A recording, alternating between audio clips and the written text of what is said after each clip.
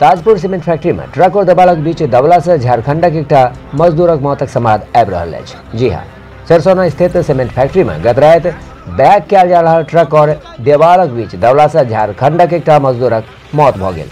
जानकारी भेटला पर भाकपा मालिक एकटा टीम प्रभात रंजन गुप्ता के नेतृत्व में घटनास्थल पर पहुंचबाक कोशिश कलक, लेकिन फैक्ट्री प्रबंधक के इशारा पर ओकरा रोक देल गेल। ओकर बाद टीम स्थानीय लोक से भेंट क घटना के जानकारी प्राप्त कलक।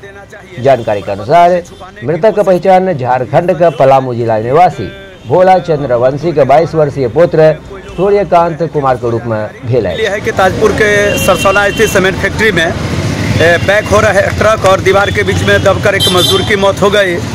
भाकपा माले इस घटना की निंदा करती है, लेकिन मौत की जानकारी जो प्रबंधक को, प्रशासन को देना चाहिए, पुलिस को देना चाहिए, प्रबंधक ने छुपाने की कोशिश की।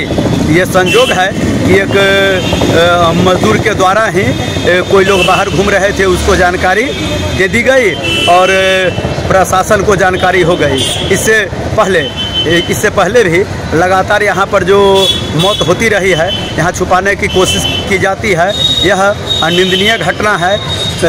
भाकपा माले प्रबंधक के इस गलत कार्रवाई का निंदा करती है। साथ ही जो जानकारी मिली है कि फैक्ट्री में आधे अधूरे कार्य कराए गए हैं, अकुशल मजदूर को कम पैसा दे करके रखा जाता है, इस कारण लगातार यहाँ दुर्घटना हो रही है, लगातार मौत हो रही है। भाकपा माले मांग करती है कि घटना के स्तरीय जांच किया जाए, दोषी पर कार्रवाई हो, साथ ही यहाँ पर कुशल मजदूर रख करके ये यहाँ पर फैक्ट्री का संचालन कराया जाए। मृतक मजदूर के परिजनों को 10 लाख रुपया मुआवजा दिया जाए।